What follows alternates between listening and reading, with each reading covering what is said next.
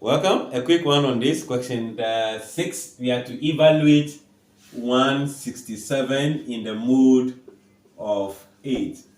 Now if you check the playlist on modulo calculation, you will see the various steps we can pass to arrive at the answer. But I'm going to pass to only one.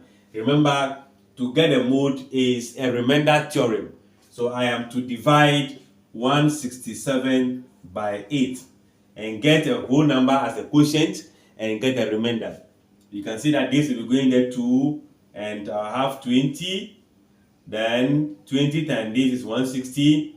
So I should be having a remainder of 7. So since this is a remainder, that means that 167 mod 8 is equals to what? 7.